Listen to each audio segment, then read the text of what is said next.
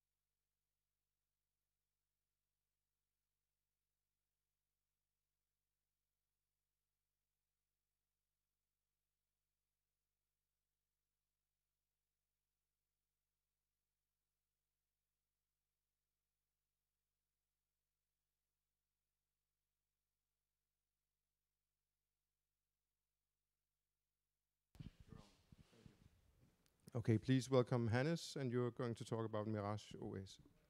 Yes. Cool, thank you. Thank you.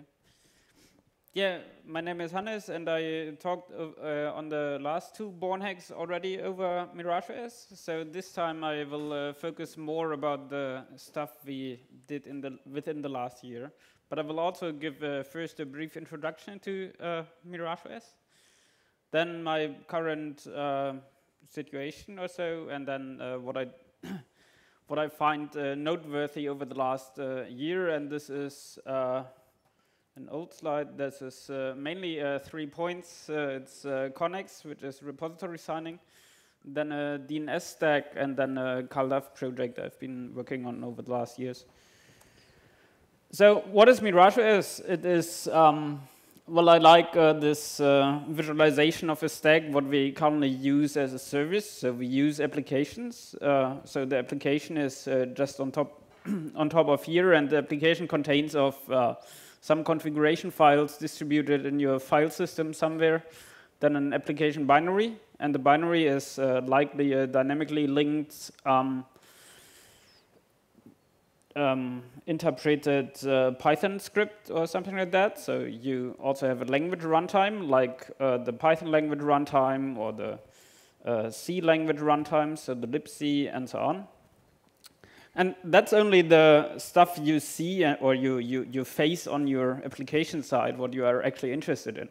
But then you also have this operating system, which is usually a fully fledged system with user processes, kernel threads, and file system, and a network stack. And this is all implemented in the kernel and is very general purpose and very much. And then you execute basically that application within that operating system on top of a hypervisor. So the hypervisor is another operating system which manages all these virtual machines. So you have a lot of layers of abstraction and a lot of layers of code which are there. And so debugging all of that stuff is complex because you need to go down, drill down some layers every now and then you have to get to know to the file system kernel code or so in order to debug a concrete problem. So how that application is, basically the top of the iceberg is basically the code you actually care about, the code you developed, the stuff you do. But then you have the bottom of the iceberg, which you can't see, and that is the code that the operating system insists you to use and insists you need. And whenever there are security issues in an application or so, or security issues in a whole program, you have to take into consideration that also the code you don't care about, but which is part of the operating system, might be vulnerable. So any security issue also in the operating system may affect your application or your deployment. So what is MirageOS? MirageOS is a library operating system where each of these systems is tailored exactly for that purpose. So only a single-purpose virtual machine. It mostly or mainly targets hypervisor technology as well, but instead of, but we reduce the trusted code base, so we reduce the attack surface drastically, and we also reduce the number of attack vectors. So the different ways you can get into the system are smaller because we use a high-level programming language. And we reduce the trusted code base or the attack surface by reducing the code size. So instead of having everything in there, you have a very single-purpose operating system which solves exactly one problem. So compared to a conventional stack on the left, MirageOS on the right only contains a runtime system and the application code itself. So you don't have the general purpose operating system and all of that kernel services, because usually you don't need it if you're running a single service. And a single service might now be a DNS Resolver or something like that. So now I wanted to briefly give you a demonstration of how such a Mirage system may work. And in order to do that, I prepared a very simple application. I hope you can see that. That is as huge as I can get. So what is a MirageOS? What is a simple MirageOS unikernel? Well, it is obviously a Hello World application, which at the moment only says hello. But it does, though, so it defines here a function. That is a function. It's called start, so it's the main function of an application. And it says, oh yeah, well, here's a recursive loop, and please execute the loop 4 times. That is done here. And the loop function goes around and prints hello. This is done via this logs call. And then sleeps for a second, and then calls itself with a predecessor. So it will execute itself 4 times. This is the whole operating system I want to show you. It's, yeah, only 10 lines of code. With MirageOS, we now can target different backends with that thing. And we also need to take care about some more compile time dependencies and some marshalling. So we need to configure the operating system as well. And the configuration in this case is very simple. We say at the top level that we want to register a virtual machine called hello, and it should just execute main with some default time source. So we have the time source and other resources from the operating system explicit instead of them being implicit. So if you want to use a random number generator, you have to say so. If you want to use a file system, you have to say so, and you have to deal with that complexity already in your programming language. So there's no big Unix sockets API or POSIX API, which is there already, but you start with nothing. So there's nothing there. And if you want to use any resource, any external resource, also like the console or the network interface, you have to configure that explicitly. Now, what does this register here do? It says main, and main is just a reference to unikernel.hello. That is the stuff we saw here above. It's the module hello in the file unikernel. And it gets its signature is basically it gets passed a time, so a time source, and it will return a job. So the start here also actually gets a time, which is here of a specific type. So it's a module which has a specific API, and that is defined here in the Mirage time LWT. Okay, now we have those two files, and now we have a command line utility which is called Mirage. And now we can run Mirage configure. Mirage configure will generate some code, and afterwards we can say make, which will build the code. And now we end up with a binary called hello, which is a symlink to that file, which is 64 bits dynamically linked executable, which in this case depends on the threading library and the libm and the libc. So it's a normal Unix executable. I can execute it on Unix, and I see the output I would expect. So it says 4 times hello to me. So that is the basic thing. So it's only a Unix executable, which is dynamically linked against some more system libraries. Plus, it contains some OCaml code, which is compiled to native code and then statically linked. So all the OCaml code is directly in there. The size of this unikernel, so this is a Hello World example, and the size is at the moment 11 megabyte, which is not very great. We can strip it; it will become a bit smaller. But there's also a OCaml. OCaml itself is a very active language, so it's not yet finished. And there are some opportunities to reduce the code size, and we can get it actually down to 700 kilobytes or so. But as an alternative, I can say Mirage configure -t for target, and then I say UKVM. UKVM is some backend which initially targeted only KVM on Linux, which is a hypervisor technology, but nowadays is the same piece of software is able to target other platforms, other hypervisors as well. In this case, I'm running here a FreeBSD system, so it targets the FreeBSD hypervisor called Beehive. And Beehive is similar to KVM type 2 hypervisor, so it requires you to use the virtualization bits of your CPU. And it doesn't do the emulation, so it requires EPT for the extended page tables and the VTD and VTX. Only VTX. And now I can execute that. Now executing a KVM virtual machine, usually on Linux, requires you to run QEMU to emulate all the system resources, so the network interfaces and the console and the VGA and whatever. We thought this is a bit complex and a bit too much code. So together with some people from IBM Research, there's a project called Solo 5, which is a minimal thing which can run in the host system in order to manage virtual machines.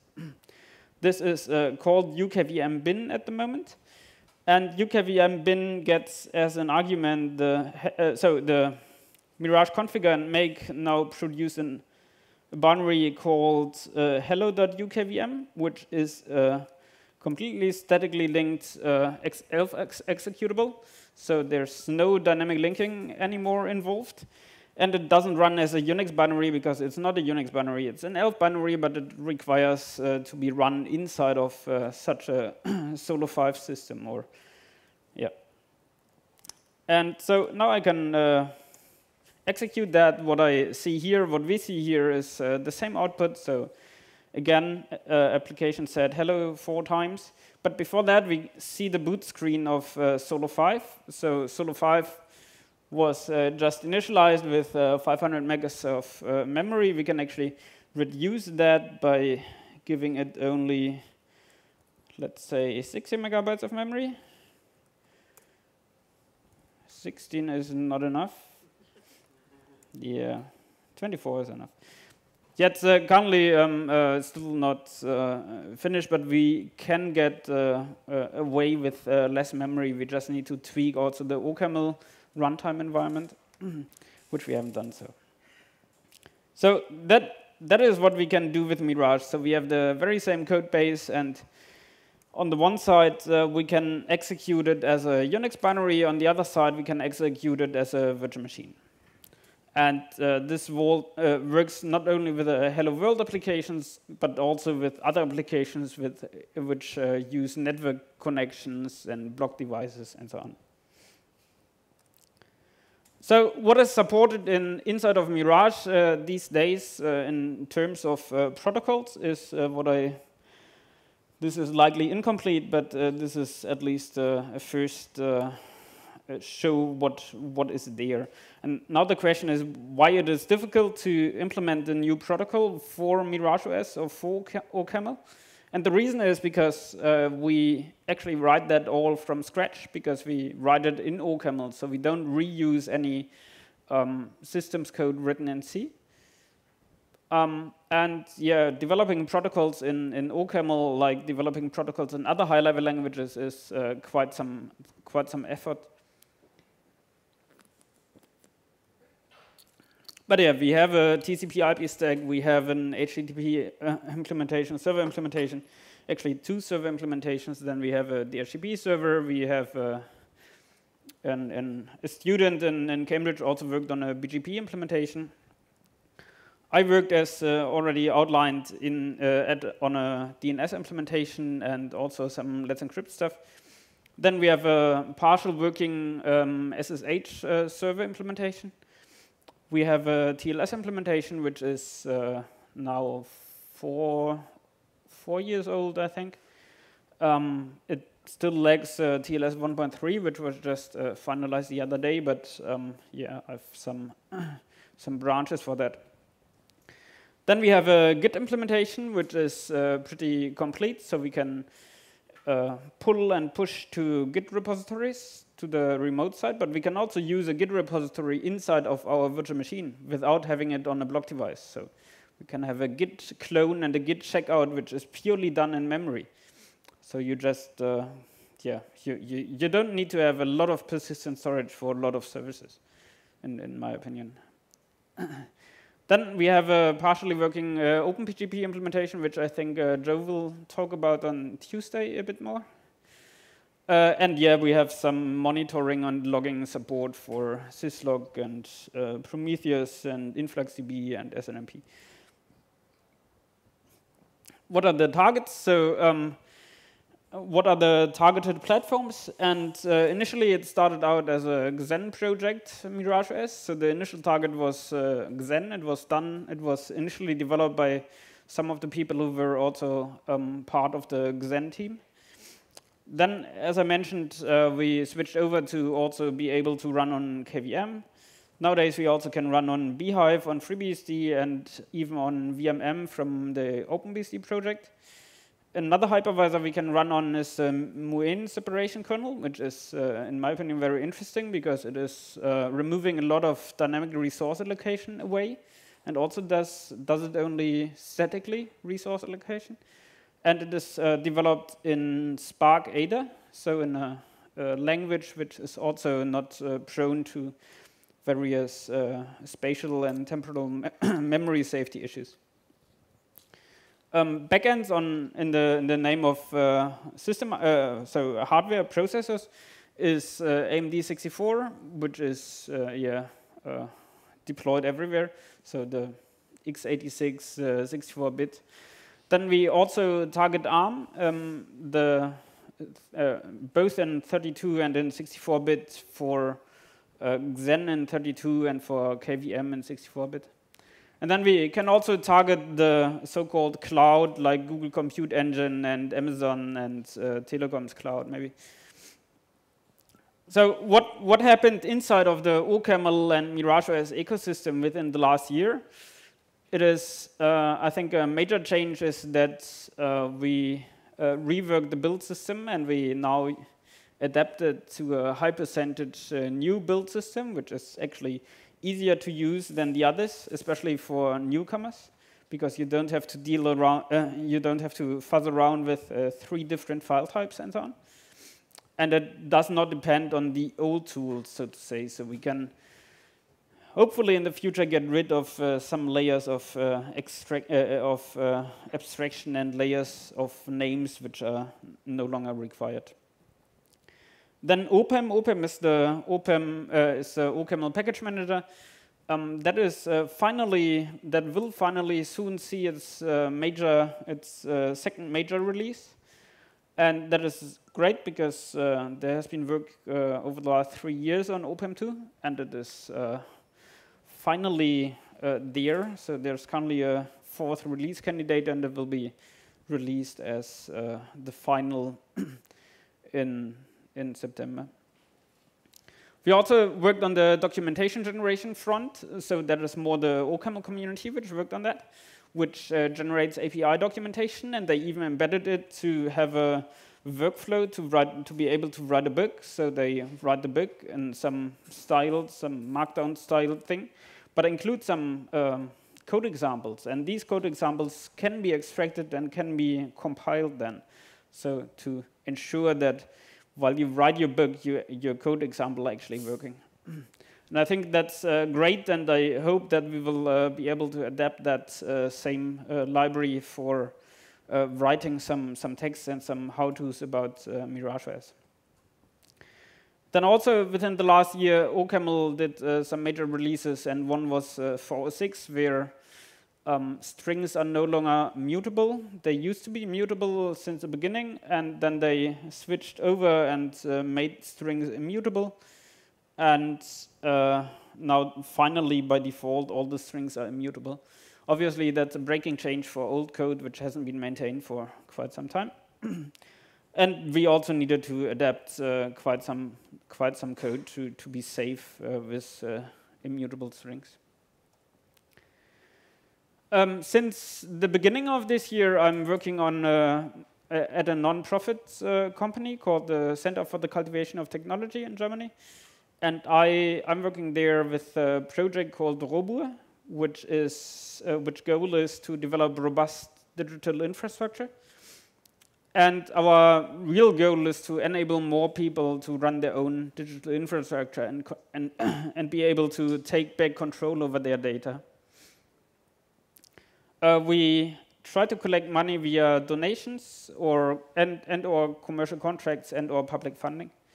And everything we develop is open source, and we are obviously still looking for donations and also for contracts. Now for the first big project I've been working on is Konnex, which is repository signing.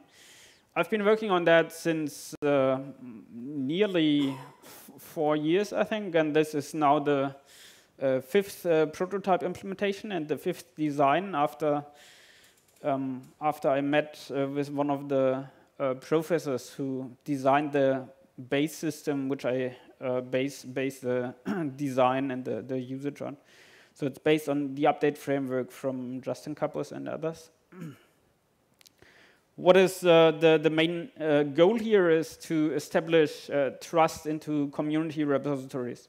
And community repositories are, for example, a package repository where every author submits their own package.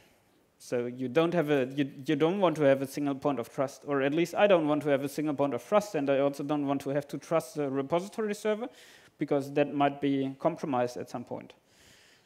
So how does that work? In Konnex, each package is maintained by its author or a team of authors. And the author is supposed to sign their package on every release. And signing the package includes the checksum of the tarball of the release, but also the build instructions and the dependencies, like external dependencies to libraries. And then if every package author does that, the only connection we are missing is who's now responsible for which package name, because we have a globally unique namespace of OCaml packages, because we need to formulate those dependencies in there. And this delegation is done by a set of janitors. Janitors are maintaining the repository or the main OPAM repository, and obviously we can have any number of OPAM repositories with any number of packages and any maintainers in there. Yeah, and the goal is if the janitors sign such a delegation to a specific author or to a specific team of authors, then the authors can do with that package whatever they want. I mean, they can draft new releases without the janitors having to do anything, because they already delegated it to a specific author, and the author can just add new releases or adapt fixes, fix up the build instructions, add new dependencies, add new version constraints, and so on. How does that in reality works? Well, so this single author for a single package is no longer true, because there are lots of packages which are maintained by teams. And an author may have multiple keys. So I may have a key on my laptop and a key on my desktop, and I want to be able to specify, oh, it doesn't matter which key has signed this release.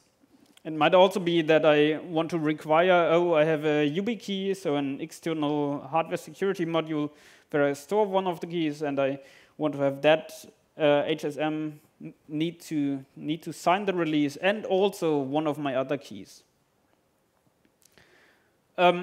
That led also in TUF, so in the update framework, to the introduction of quorum signatures, which basically means that you can specify, oh, I want to have 3 signatures out of the list of valid people or valid authors. So if I require 3 signatures out of janitor A to janitor E, some delegation or any delegation is only valid if at least 3 of them have signed that delegation.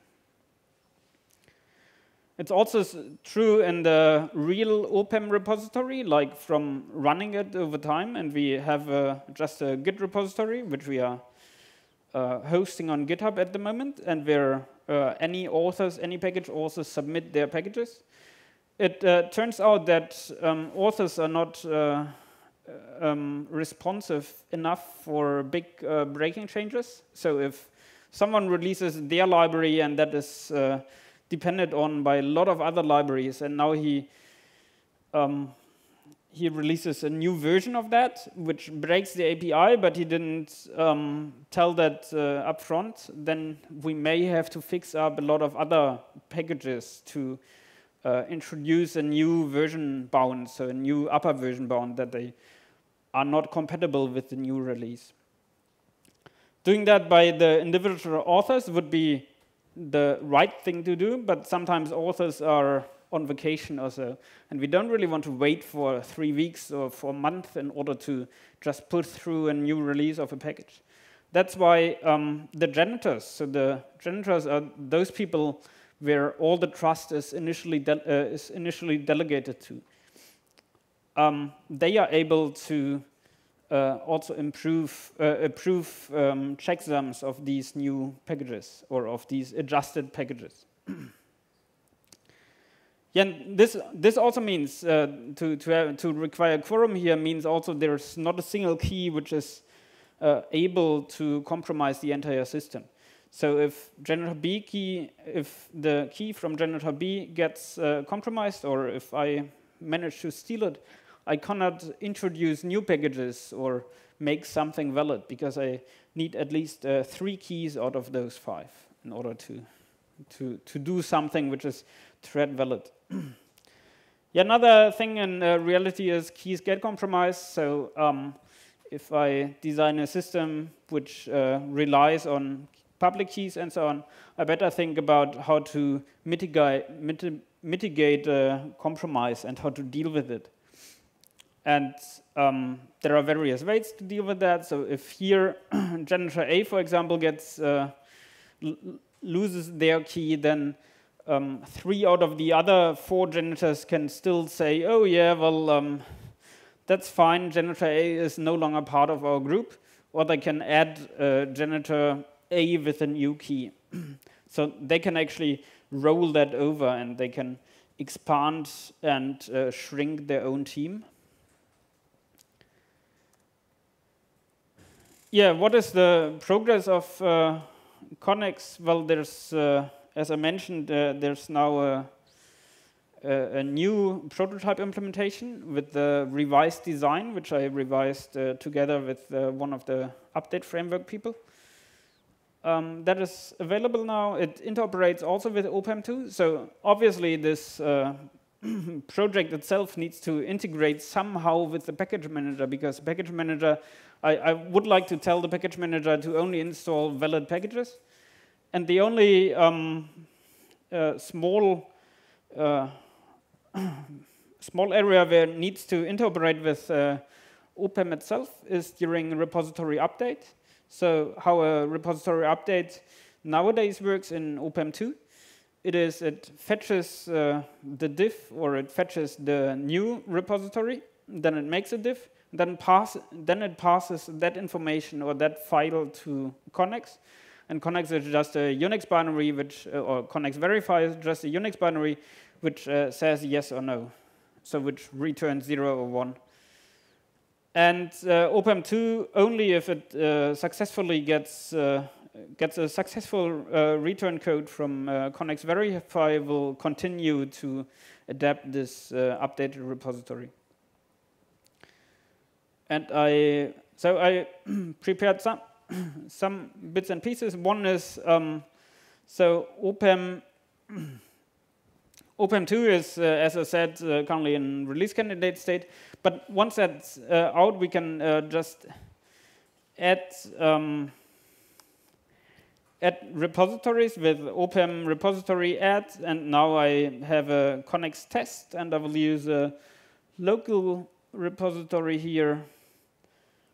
Then I say the quorum for the root, so for the main trust anchor, is 1, and the public key, which is able to sign something, is having this SHA-256 checksum. So in this example, it's only a single key. It's not the optimal solution, because I would like to specify here 3 out of whatever. But this is just for test.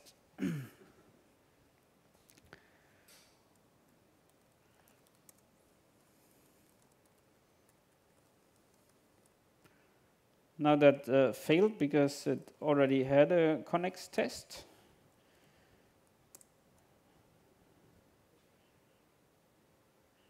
Yeah, it says invalid repository signature, update aborted.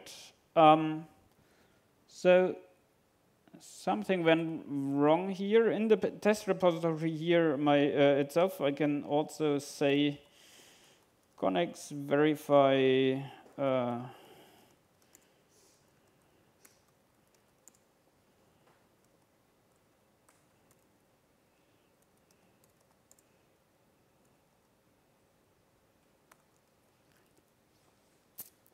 so manually, it says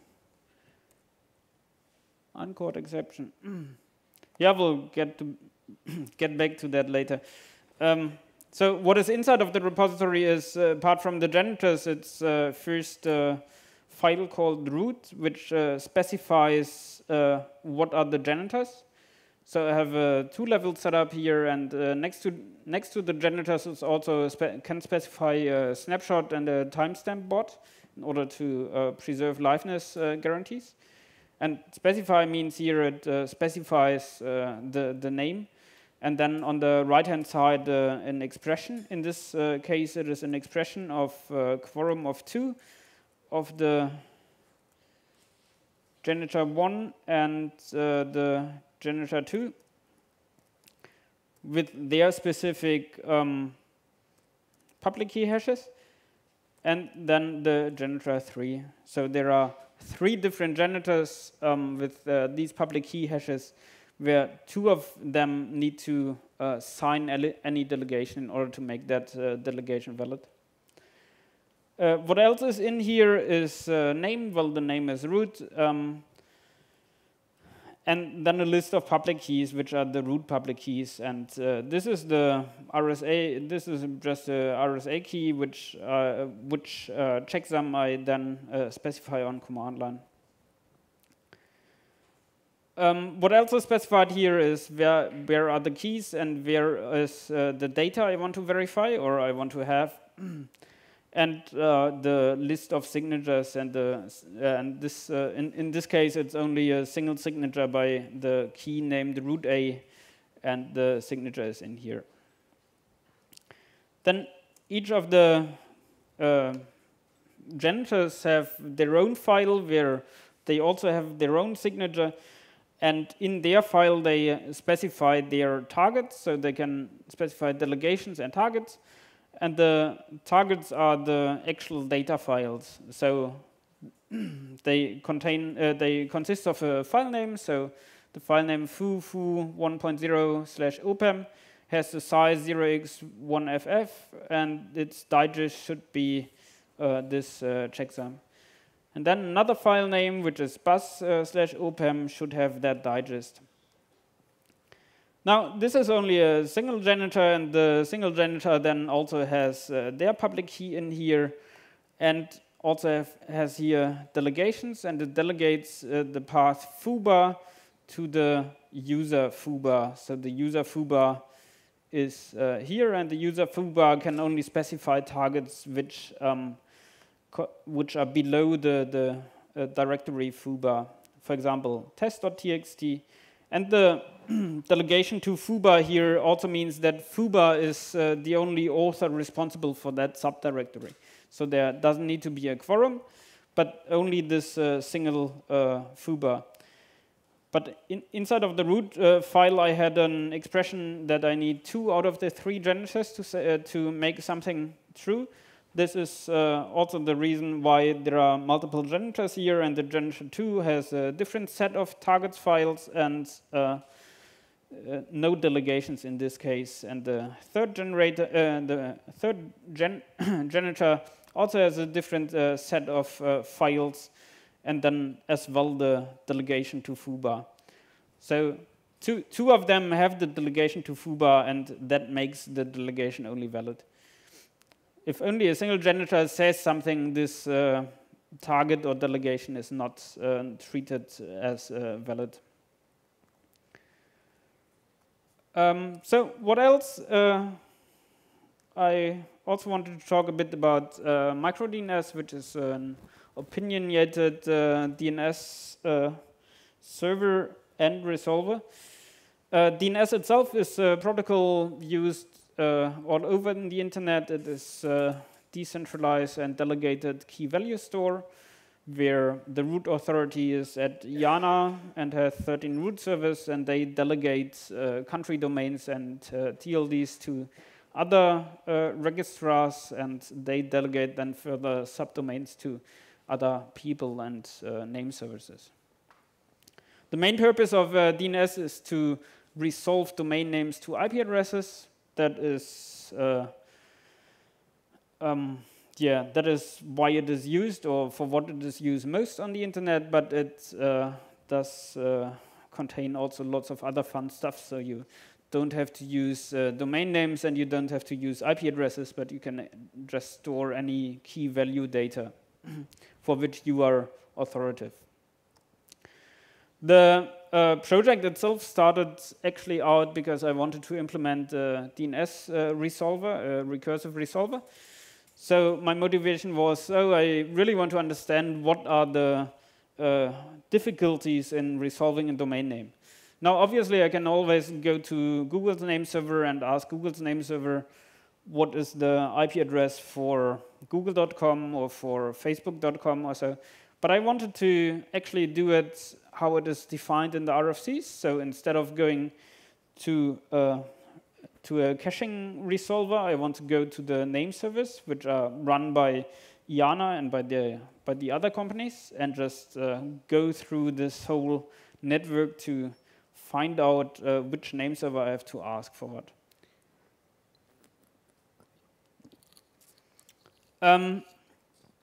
So the motivation was a recursive resolver. I figured out pretty quickly that I want to also be able to configure that recursive resolver, like blacklisting advertisement networks or having local overrides. So if I own my own domain, I maybe want to have a different name server responsible for me as an internal user of that domain. So my development network and so on does not need to be public, but on my laptop, I want to be able to use DNS for resolving also my internal names. And then I figured out that actually DNS has a lot of configuration information already in band, and the protocol itself specifies zone files, which is a format for serializing domain name data and put it into the server. But it also specifies dynamic updates of such zones. And it also specifies authentication, so authorization of packages, of DNS frames. This all let me think, oh yeah, I can just implement a DNS server and then use the DNS server, which has dynamic updates and so on, as a front end or as a configuration front end for my recursive resolver. This also means I don't need any persistent state. Just delegate that this is not my problem here right now. I just start with a clean state and get as a boot parameter maybe the secret for the HMAC. And then you can do dynamic updates or dynamic configuration changes of the resolver. Yeah, this led me to actually implement the authoritative server in DNS or for DNS, which implements zone files, so it can pass zone files. It can receive dynamic updates, and obviously if I can receive any dynamic updates, that's not much use because I want to have some authentication for that. And for authentication, DNS specifies TSIG, which are HMAC secrets. So you have shared secrets, which you can do. Another method of authentication, which I haven't implemented yet, but I'm going to implement soon, is to just use DNS over TLS and require TLS client certificates. The server itself does not need any persistent state. So no persistent block device or so. The DNS server is just another virtual machine image which you start and which has its initial data, like the HMAC secret. And afterwards, you can fill it dynamically with more data. So if I look into my examples, I will briefly go to a primary implementation. This again is a unikernel, so I have a configuration which is now a bit more complex because it already includes some IP information, because here I'm using actually an IP stack. Then I have some more packages as dependencies, and then the unikernel itself now says, oh yeah, here is actually my data. My data contains of a start of authorities of some entries and some A entries, and also some secret HMAC secrets, so some secret keys, which are all in the end fed to the primary name server, which then does listen on the network stack. Now I can say Mirage configure -t ukvm and make.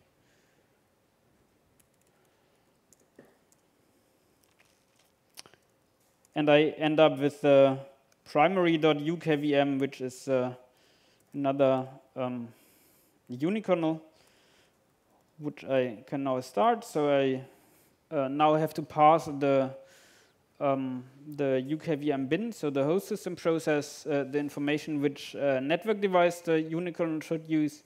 I use tab 1, and then I pass the virtual machine image, and now also increase the log level.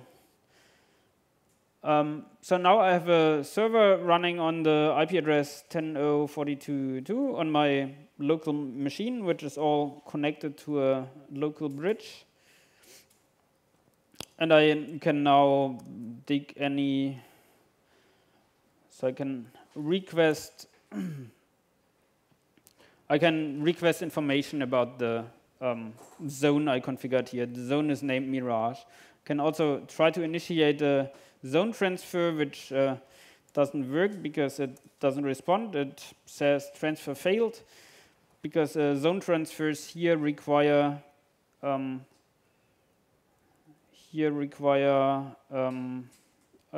key. So if I give this dig key with the zone transfer, I actually get the whole zone out here. So that's basically how I run at the moment my name services. They are just those Mirage unikernels, which don't have access to any block device, so they can actually not write any data. They cannot record IP addresses and so on. And they don't need to. Another step, once I had this DNS server, is that I'm continuously running into this issue of Let's Encrypt certificates needing renewal. And Let's Encrypt is a very nice, specifies a very nice protocol where you can prove your ownership of a domain via DNS as well. And now that I have a DNS server written in OCaml, which does dynamic updates and so on, I thought, oh yeah, let's integrate the Let's Encrypt library, which a friend of mine, Maker, has implemented in OCaml, and just use that. And now I end up with having a unikernel, which is a DNS server, and which is also able to deal with the Let's Encrypt ACME protocol and provision certificates, or provision certificate signing requests to certificates. And how I set that up, because I don't want to have all of that inside of the primary name server, I just have a secondary name server which deals with the Let's Encrypt updates.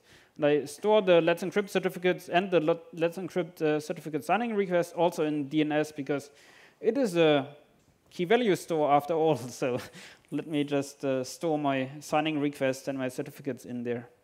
All this storing is obviously protected or authenticated by the HMAC secrets, which is only basically a signature, but there's no encryption involved. But there doesn't need to be any encryption involved because it's not private data. There's just a certificate signing request and the certificate. And now this Let's Encrypt DNS secondary server goes along and waits for zone updates. And whenever it receives a zone update, it checks whether all certificate signing requests have matching certificates, where matching is defined as, oh, they have the same, they use the same public key, so the requester can actually use it, and the certificate is still inside of the validity range. So since Let's Encrypt is only valid for 90 days, it will renew then after 89 days, I think, at the moment, or 88 days. Okay. Now, still, I haven't had any persistency, so I don't store any data at the moment on disk. It's all only in the memory. You can get away with that by running multiple DNS services and yeah, just have a failover from primary to secondary if the primary is down, and so on. Okay, I have to hurry up. In UDNS, I also have persistency using Git, because as I mentioned in OCaml, or in MirageOS, we have a Git implementation. Now I can just push zone updates also to a Git repository and commit that. And the primary can retrieve Git information. So can clone a Git repository and use the zone file inside of the Git repository as a as its zone file. So wrap up, I have a server and resolver. I interoperate with other servers. I don't have any custom configuration language because I thought DNS protocol is expressive enough. I have this hidden secondary for persistency and Let's Encrypt. Let me briefly talk about CalDAV. CalDAV is a protocol used by calendars to sync calendars. This is a project which we got funded by a prototype fund, which is a very nice funding program. CalDAV itself is based on WebDAV, which is the data and versioning in the web. So it does some authentication using HTTP authentication, does XML requests, which are specific for retrieving and uploading files. We worked on that since April this year, and it's still work in progress, but it's coming along well. And it is just impressive how complicated such a CalDAV protocol is. On the one side, you have HTTP and embedded XML requests. On the other side, you have the iCalendar file format, which is more like a RFC 822 key value thing, but then they thought keys and values are not enough, so we need multi-line values, and then also we need parameter keys and values for each key. So it actually turns out to be pretty complex to parse and to operate on it. Also the recurrence rule, so you can define recurrent events like a weekly event, but not in the 50th week, but only in the 48th week or something like that. That's all I prepared. So what is MirageOS? It's an operating system engineered using a very radical approach by just getting rid of everything we have right now and redeveloping it inside of a fresh, high-level language. It avoids a lot of root causes of common flaws, like memory safety issues. It has a very small trust computing base and a reasonable performance. I didn't show any numbers, but from our work on TLS, it turns out we were up to 85% the speed of OpenSSL. Yeah, and let me thank all the contributors to MirageOS, which is now in the, 50 people or so. And I'm also organizing every 6 months the hack retreat for the MirageOS system. If you're interested in that, the next one is in early October. It's a week in Marrakesh, and yeah, you're welcome to join us there. That's all I prepared. Do you have?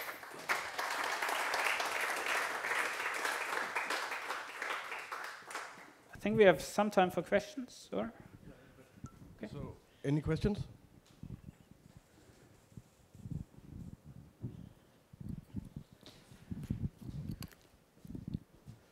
Thank you for the nice talk. The Konnex, did I miss it, or is there some like proof of publication mechanism? So like if you're a developer and I've compromised one key of one developer who's the only developer of their package, and I control your Wi-Fi, can I do a targeted malicious software update and get away with it, or is there some mechanism to? There's a mechanism called the snapshot bots, which receives the repository, checks all the signatures, and makes a new signatures over the global view of the repository. But if you compromise the repository update mechanism, you can, thanks to the snapshot bot and the timestamp bot, which just does every 5 minutes a timestamp and a signature on the whole repository, you can check for liveness properties, like that you don't get that the attacker can't freeze you to an existing bad repository. Now, if I compromise an author key and the author doesn't, as long as the author doesn't detect that, I can publish new packages under their name. That will then hopefully be discovered by the repository maintainers at some point, hopefully earlier, and they can then revoke the public key or the delegation to the public key. But what if it's a targeted thing where they don't I guess I'm more worried about if it's a targeted attack where the attacker does not actually put the new package in the public repository for everybody, but instead just presents it to their victim. So they, you know, you're a developer, you're on some Wi-Fi, and the attacker is physically near you and has compromised one author key. Is there a way to be sure that the package I'm installing right now is the same package everybody else would be installing? Yes, thanks to the snapshot bot, because you as a client, you first check the signature of the snapshot bot, and that signed all of the authors. So the attacker would first need to inject that new package into the snapshot bot. Right. And the are there multiple snapshot bots, or is that? Yes. Okay. You can have. You can also have similar to the other quorum signatures. You can specify. Oh, I want to have 3 out of those 10 snapshot bots, which are then hopefully run by different organizations, and they all need to agree on the state of the repository. Great. Thank you. You're welcome.